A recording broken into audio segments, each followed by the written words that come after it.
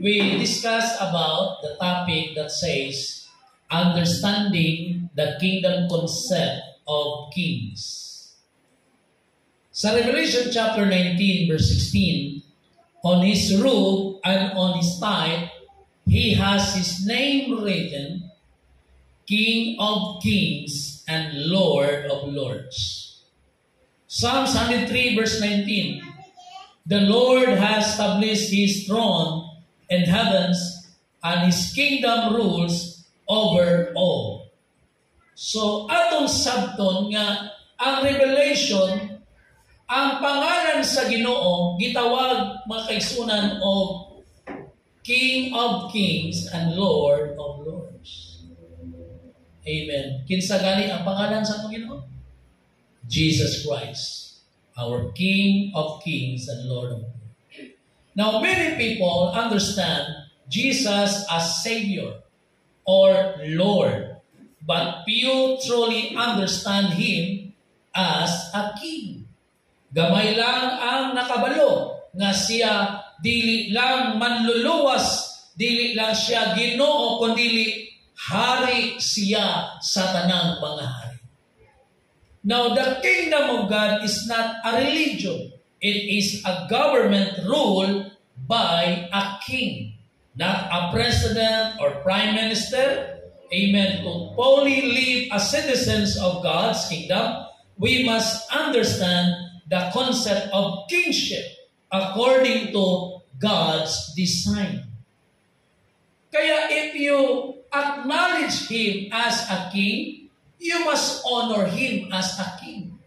Kaya nag-intro ako kaganina sa chapter 12 na dili pwede nga mag-approach ka sa hari nga walay gasa.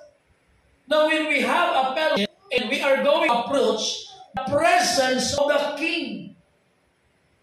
Kaya if you honor God, if you honor the king, amen, honor them with your wealth, time, money, or whatever you have, imo nang ihatag sa Diyos. Because everything you have is from the Lord. Because He is the source of everything, including your life, including your money, including your wealth, everything you have. Wala yun kay bisag usa. Sa nagibuhat sa Diyos ang tao, gihoypan sa Diyos ang ilong sa tao aron makabaton o kinabuhi. In other words, this life nga naginhawa ka, wala ka nagpalit og oxygen, but this is freely given by you. Remember this. Amen. Kaniadto mga kaigsunan. Daghan to mga kaila, mga kaubanan sa simbahan nga na-hospital. Sa diya nga na-hospital sila, ang usa ka oxygen ginabayaran nila og 5,000. Unya usa ra ka adlaw mahurot na. Now una combine ka dito tulo o napulo ka adlaw tag 5,000, 50,000 na. Napulo lang ka adlaw nga gininhawa. O di na ganit ka masuklayan og oxygen, after 10 days kay wa na kay kabayan, pwede ka nang mamatay. But take note mga kaisunan, wala ka nagpalit og oxygen. God gave us free nga makaginhawa ka karon. Busa everything you have is from the Lord. Busa nganong di man nato ihatag sa Dios kining kinabuhia mga kaigsunan nga siya man di ay tag-iya ni ining tanan. Palakpakan nato ang Dios. Praise the Lord. Hallelujah. So the Bible is not a religious book. It is a legal document from a king to his kingdom citizens. Until we understand God as a king, we must misunderstand the message of the Bible. Amen. Because God does not run a democracy or republic or religion. He rules a kingdom. And Jesus came not only to bring or not to bring religion, but to restore government from heaven to earth. Kaya ang Bible, hindi lang siya relihiyosong libro, apan mauni ang legal document nga matud pa maigsuon nga diri ang gibasihan sa pulong sa hari. Until Until we understand God as a king, di nato masabtan ang mensahe sa Biblia. This is the word of the king. You know, remember, kainumdum ko may son sa mga salida nga na yung mga monarch about king. Usalang kasulti sa hari because tinuod ang gingon ni Mas Mondro, every word that mugawa sa baba sa hari, it become a decree. It become a law. Pag mingon ang Ginoo, wa ko ganahi ana, patya na, patay ka diretso. Ingon na kaniya ito mga kaisunan. Ang hari mulakaw ka sa daghang mga tao, kunya dili ka mo bow down kaniya, masuko siya. You are not honoring and respect or give reverence to the king. Pwede kang ipabilang ko sa hari. Pero dili man ingunahan ang atong Diyos. Ang ipasabot nato mga kaisunan, kung unsa ang mga pulong sa Diyos, mga pagpahimanglo, mga pagpahinumdom, we must obey it because if not, there is what we call circumstances. Because the word of the Lord is full of promises.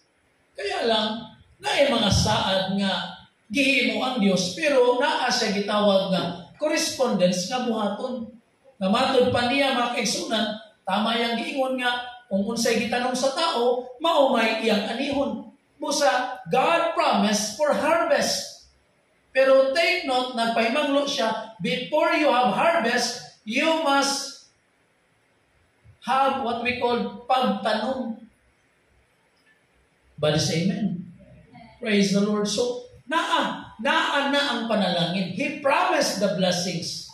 Sa mag-ingon sa Malakay chapter 3 verse 10, ingon siya, dada imong mga halad ni kapulo sa balay sa Diyos. O, ablihan ko ang tabuanan sa langit, nga wa na unyay kabutangan sa panalangin. Pwede niyang ablihan ang langit for the blessings, pero naa siya'y gipahimo una, bring first your tithes and offering to the storehouse or in the temple. Subot pa sagot, naagay kayo unang buhaton. Ano gingon sa mga magwawali? God will move if you move first. Amen. Kung muna kaglihok, mulihok mo ginang Ginoo. Pero mugulat na lang, Lord, lihok na dami. Dili. Mabitaw na ang Diyos o ang tao may soon in practical way. Huwag mo hatag ni mong kwarta kung wali ka mong trabaho. Kisa may musweldo ni mo every kinsina kung wa kay trabaho, mga kaigsoon. The king are born, not elected. In a democracy, leaders are voted in. In a kingdom, the king's authority is by birthright. Jesus is the king because he was born as the Son of God. Isaiah chapter 9 verse 6 and 7. Citizens do not vote in a king. They are born or adopted into his kingdom.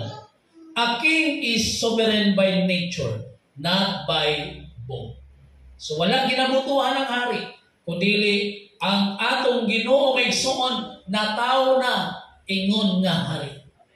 Isaiah chapter 9 verse 6, for unto us a child is born, unto us the government upon his shoulder. He is called Prince of Peace, a mighty God, everlasting Father. Praise the Lord. So, ang iyang kita usab, kung mataw ta sa gingharian sa Diyos, automatically, amen, you are king. Ikaw magdumala sa area of your responsibility.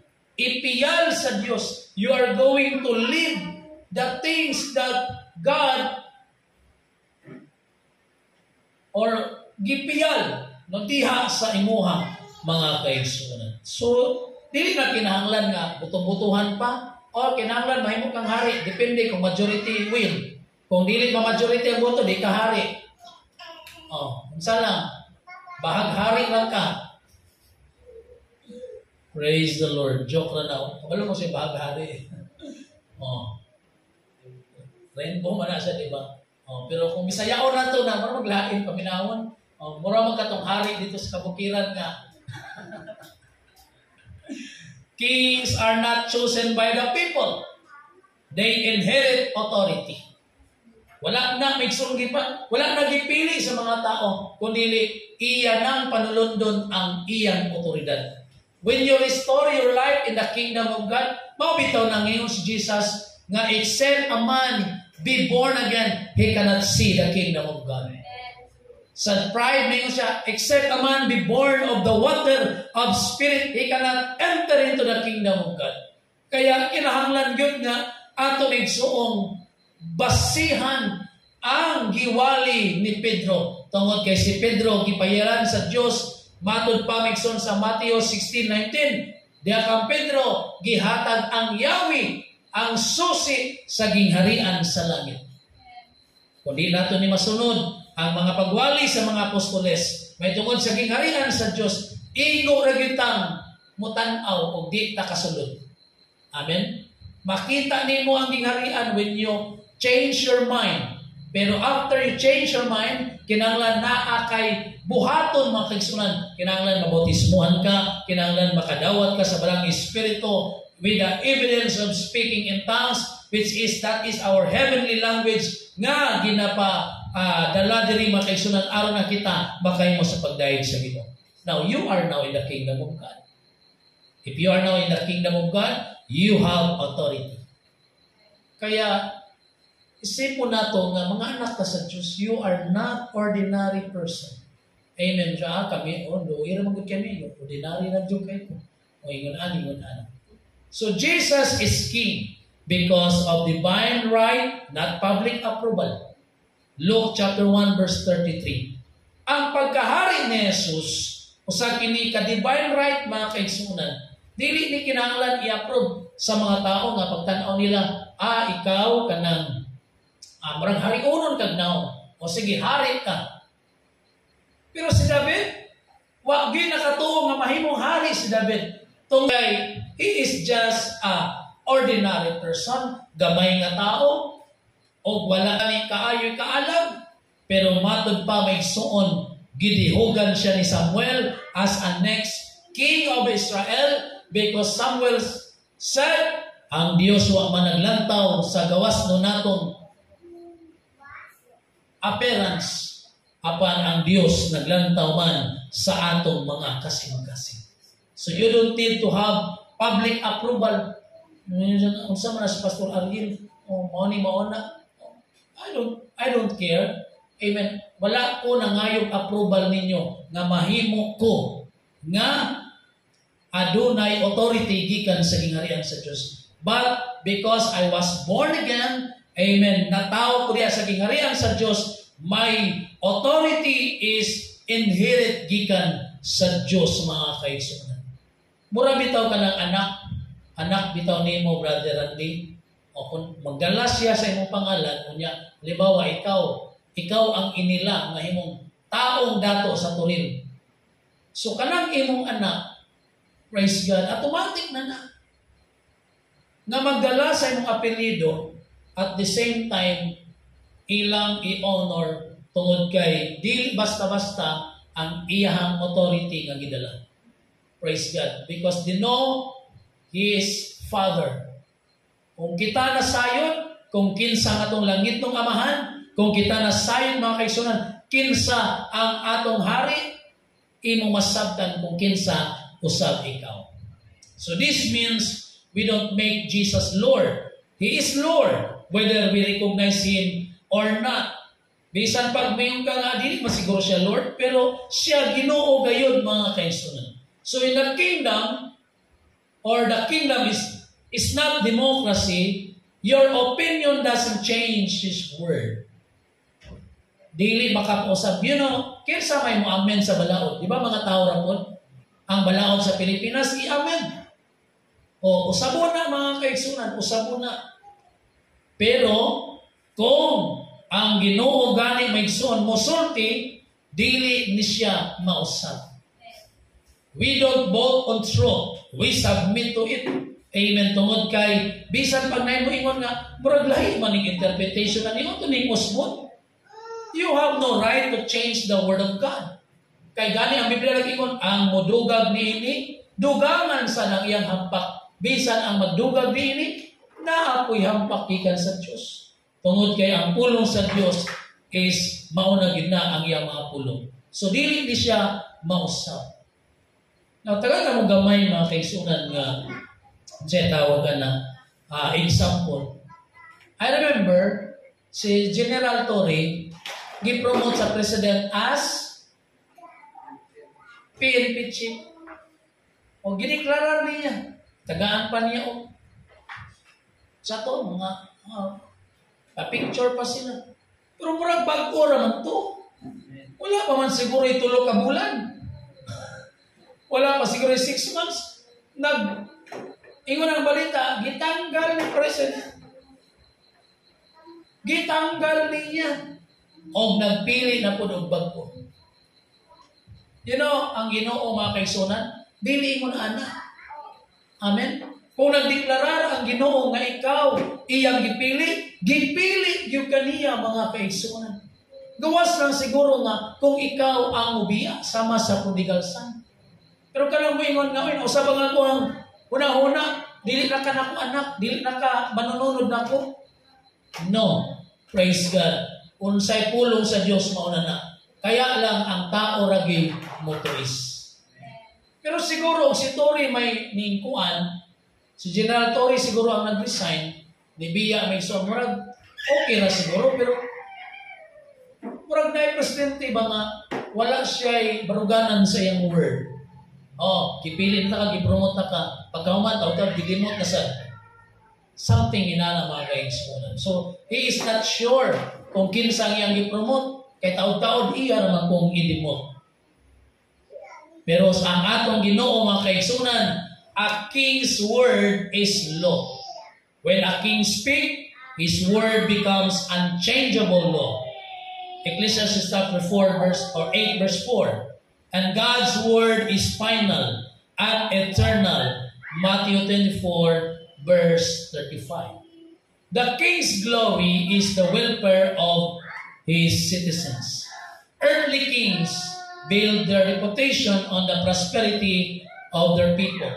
Likewise, God is glorified when his citizens live in peace, health, and purpose. So God wants us to succeed because it reflects his goodness as a king. Praise the Lord. Then, nga naman mahimaya nato ang Dios. Amen. Gibuhat ni Maigsuon sa Ginoo aron nga adunay maayo nga welfare kayuhan alang sa iyang mga katawhan Maigsuon. So of course, matud pa, earthly kings build their reputation on the prosperity of their people. Pero lahi ang Dios.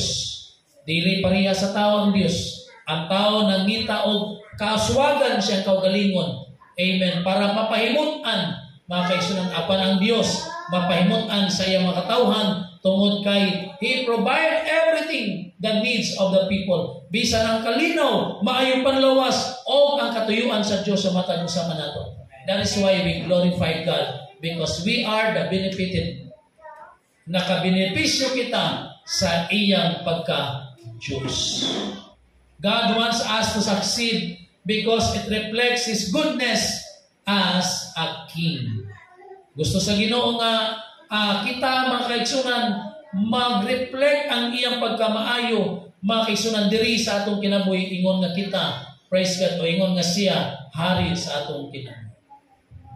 The king's character is the standard of his kingdom. Standard yun na ang kinayahan sa Diyos. The king's morality, integrity, and justice set the tone of kingdom. Dili pwede nga ang Ginoo Maigsuon, praise God, o ang hari Maigsuon nga diin kita nga mga gagmayng hari nga nahimo Maigsuon impluwensya sa kinaayahan sa Dios nga dili Maigsuon maayo ang atong kinayahan or standard Maigsuon because we need to follow what is the character of God. Ingon gani ang Bible nga God created man in His own image. Dapat may sama kita sa Diyos. Manangin ni Pastor Frank, ang tao, segunda sa Diyos. Ang Bible nag-ingon, created little lower than angels. Or, In other version, lower level than God. Amen. Busa, kinahanglan, pure ang atong morality, integrity, and even makes on justice. So God is righteous, holy, merciful, and just. So His kingdom reflect those traits. Kinahanglan mo reflect ni kanato. Kung ang Diyos matarong, kinahanglan mahimo sa kitang matarong. Kung ang Diyos balaan, kita usab mahimong mga balaan. Kung ang Diyos manuluyon, kita usab manuluyon. Kung ang Diyos hustisya, kita usab kabalo sa gitawag hustisya. Kaning tanan dapat mo reflect diri kanato mga kaigsuonan. You don't need to guess how kingdom works. Just study the king's nature and you will understand how his government works. When God speaks promises over us, they are guaranteed by the royal authority. Kaya, dili na kinahanglan nga tagna-tagnaon nimo unsa ang buhat sa gingharian, kundi tun-an nimo ang nature sa Dios. What is the nature of God? So we must understand, amen, how His government works. Kung giunsa ang iyang panggobyerno sa paglihok o ang iyang pagka-Dios, kinahanglan ato kining makinabuhi, mga kaigsuonan. Praise the Lord. So the kings own everything. In the kingdom, the king owns all the land, resources, and wealth. Muna akong gingon ka ganina, why I have my introduction in chapter 12? Because when you say king, he is the owner of everything. We don't own our position. Kung na kay kwarta karon, una-una dili na imuha. Bali sa inyo. Kaya kung di lang ni tithes-giver si Brother Randy, wala to na uli ang pitaka ba? Nga naman, musugot kang sa dili, kwaon yun sa Diyos ang iyang bahin. So tiyan tamo mga kaigsuonan. Kwaon sa Diyos ang iyang bahin. Pila kay bahin sa Ginoo? 10%. Kung dili nimo iuli sa Diyos ang iyang ikapulo, kwaon na niya sa sobra sa nakapulo.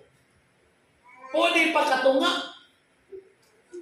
Ang uban, 20%. Tanawa nyo, take note of this. Imo ikapulo, dapat 1,000 lang. Amen? Ay, huwag makanatag si mong kapulo. Nya nadakpan ka. Nakabayulit ka, mga kaigsuonan, kay imo naman pong sala. Nakabayad ka 2,000. Pila gikuha sa Ginoo? 20%. Wala pa gyud kaabot sa simbahan. Wala pa gyud nakabayad sa kurente. Tuwa sa pulis. Tuwa sa gobyerno. Because whether you like it or not, kwaon yun na sa Diyos, mga kaigsuonan, ang iyang ikanapulo. Palakpakan nato ang Ginoo, mga kaigsuonan. Praise the Lord, praise the Lord. So what if pinaiya sa Diyos? 10%. What if kung kwaon sa Ginoo ang lubinta? Kunya 10 alay imo. Kung sa kayo mo bation?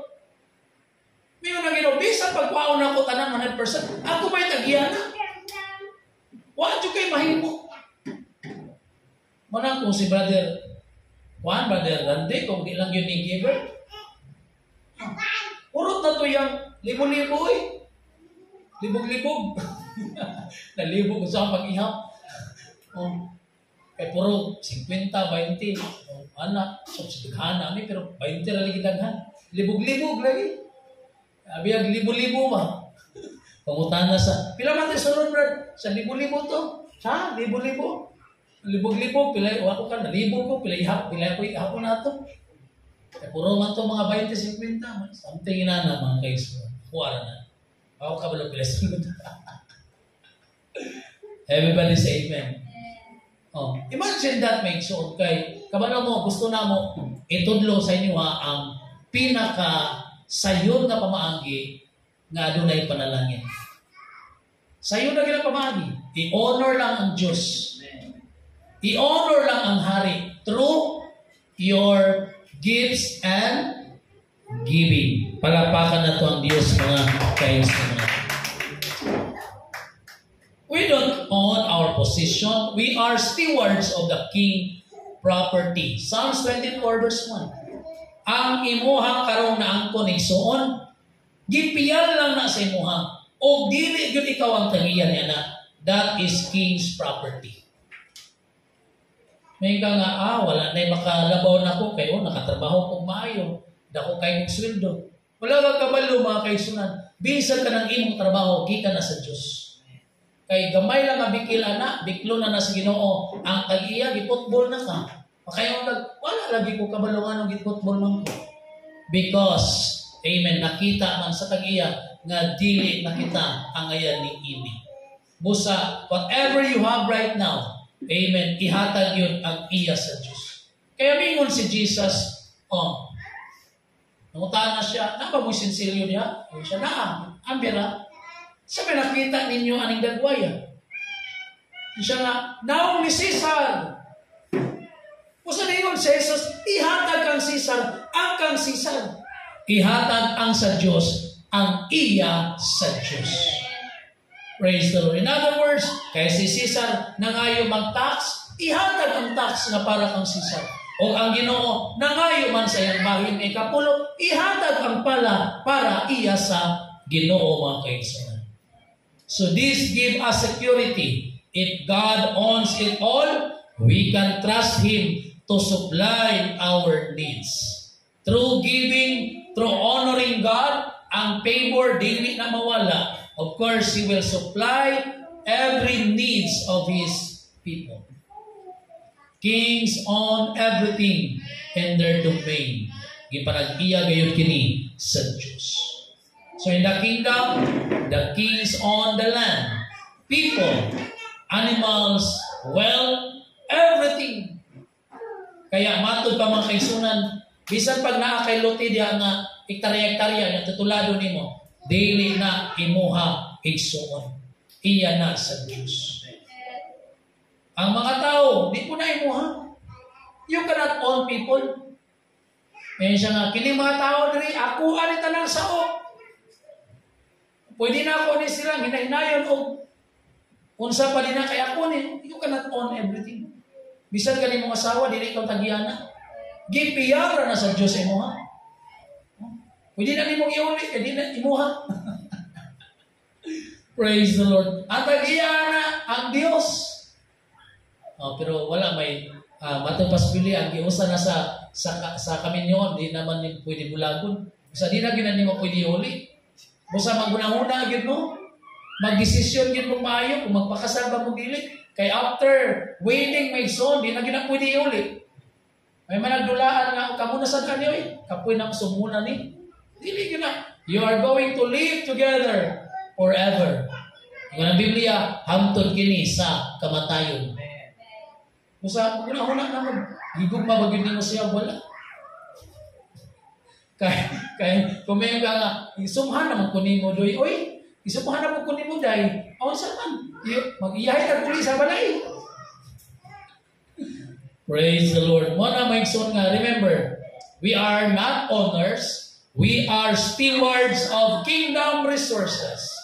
Poverty mindset says, this is mine. Kingdom mindset says, this is God entrusted to me. Kaya kung naguna-una kang apopre ka, may ulit kang, ay salamat na dato na Diyon ko, ako lang yun rin. Nakadawat lang o pila kalibo, ni declare nagdato siya, kung iyaha daw itong hinaguan, uloy. Pero ang kingdom mindset, oy na ako yung million, gi-entrust lang ni sa Ginoo sa kuha. We are still, amen, we are still stewards of this thing. Tagaan man ta sa Ginoo, ektarya, tagaan man ta sa Ginoo, bakong balay. Muna kinigipiyar, mas Ginoo sa kuha. Kaya, pahimutan ko nato ang tagiya. Bibiyuhan nato, kay gipiyar man eh. Kaya kasi pagkabot sa panahon, may unang tagiya. Ay, namugrinta din ako eh. Nasagbot naman kaya mong balay noon. Imbis kay among iparintahan para ng tao, naisabot naman ang kaguba. Kaya di ba ang balay nga walay tao, maguba? Susunahan ng tao, naisabot din ang kaguba. May pagway tao kay minus-minus ang guba. Musa, ang ngayon nga mahimo kang maayong piniyalan sa ipiyal sa Diyos kanato mga kaigsunan. So the king's decree cannot be changed. Once a king issue a decree, it cannot be broken. God's promises, principles, and covenants stand forever. He does not change. Kaya pag ingon sa Ginoo, ako, mao ako, it means nagsulti siya nga walay laing Dios. It will not change. Hindi na pwede nga napay laing Diyos. Kaya ningon na siya, ako, mao ako. I am that I am. When a king speaks, his word becomes a law instantly. Pag sulti gyud niya, ang pulong niya mahimong balaod. Isaiah 55 verse 11. The Bible is a royal document full of decrees, not suggestion. Wag yun mangingon nga, Ginoo, inani yung tamong gusto, suggestion na mo. No. Every word nga gisulat diri sa Biblia, mahimong royal document nga balaod gayud mga kaigsunan. God's promises are legal contracts from us as sovereign king. So don't argue with God's word. Declare it, believe it, and enforce it with your life like a law. Busa, ayaw nagdebatihan ang pulong sa Ginoo. Ayaw naglisulat-lisura ang pulong sa Ginoo. Sabto nimo kini, tuhuan nimo kini, i-apply nimo kini sa imong kinabuhi, ingon nga kini maghatagiya sa imong kaugalingon. Confidence in kingdom comes from unchanging character of the king. Busa, naatay kumpiyansa. Amen. Nga ang gingharian sa Diyos moabot uban sa dili mausab nga kinaayahan sa Diyos nga atong gikinabuhi mga kaigsunan. Lastly, the king extends his kingdom through delegated authority. Jesus said, I will give you the keys of the kingdom. Busa ang matag usa kanato gitagaan o gitawag na authority para ang uban makasulod sa gingharian sa Diyos. Dili lang si Pedro ang gitagaan authority. We, given by God authority to preach His gospel, to preach the gospel of the kingdom to the whole world, so that everyone that hear will receive their salvation or restoration to the kingdom of God.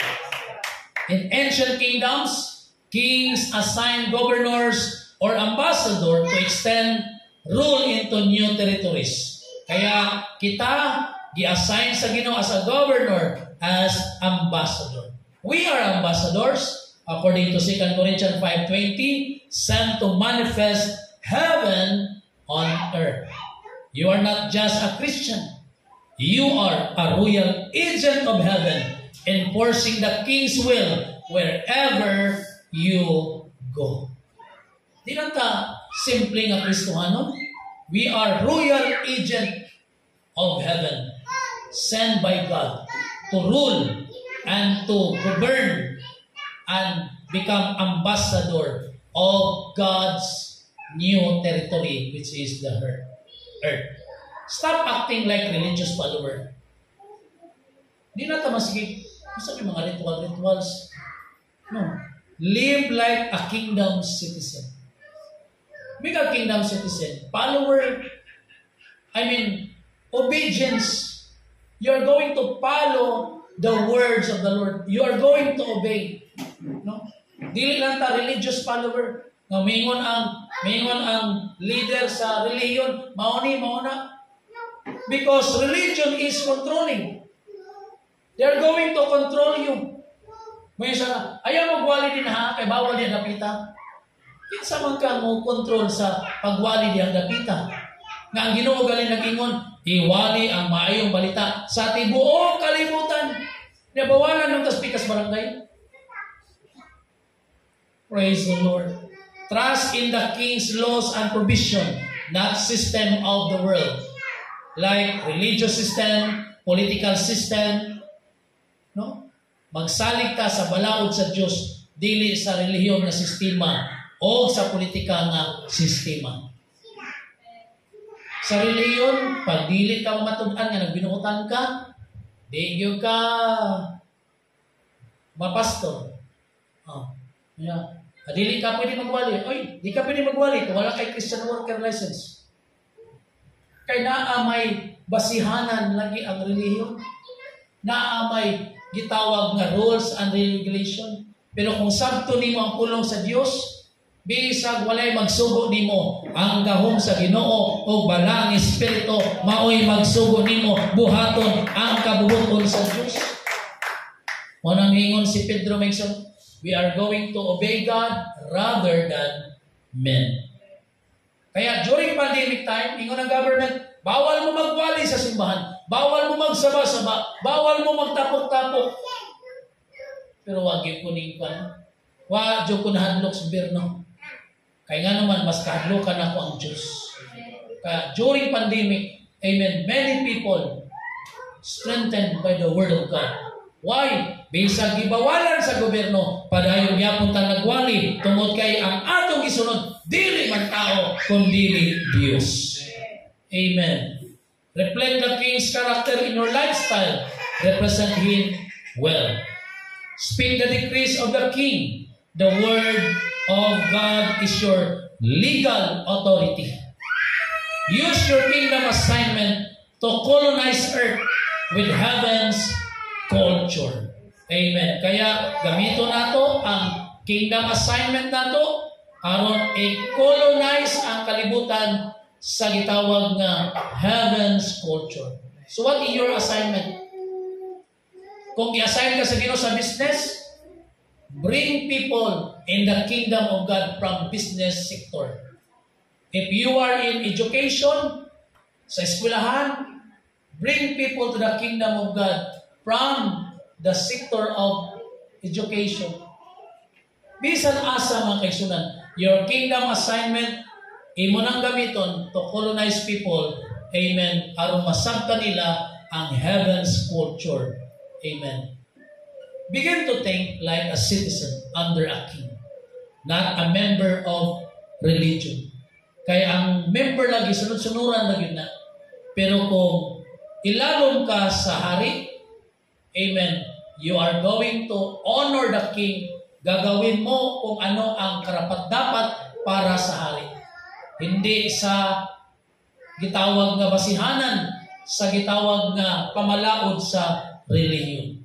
Submit to God's law and decree because they are not suggestion. They are divine mandates. Musunod yun ta sa pulong sa Diyos. Kaya dili ni suggestion sa mga bright nga mga tao. This is what we call the words from the King. A divine mandates of the King. Trust in God's ownership and provision, especially in time of lack or crisis. Latay lang sa ligan sa panahon sa crisis, ang Diyos. Live in a way that brings glory to your King because your life reflects His rule. Amen. Busa, ato kining sabton mga kaigsunan, nga ang atong kinabuhi migson kinahanglan mo reflect ang nature, character sa Ginoo nining kinabuhi. Lastly, understanding the kingdom concept of kingship change how we see God, ourselves, and the world. We are not just saved sinners, but we are the sons and daughters of the King, part of the divine royal government. Let us live with that kingdom mindset every day. The more you understand the kingdom concept or of the King, the more your faith will grow. Praise the Lord. You don't see a weak God, you serve the mighty King of kings. He owns everything, provides everything, rules everything, and you are not part, or you are part of His royal family. Busa pag kingdom mindset ka, magtubo ang imong pagtuo adlaw-adlaw diha sa Diyos. Palakpakan nato ang Ginoo mga kaigsunan. Praise the Lord. Manindog ta migsuon ning matahom kayo nga kagabihon. Praise the Lord. Hallelujah.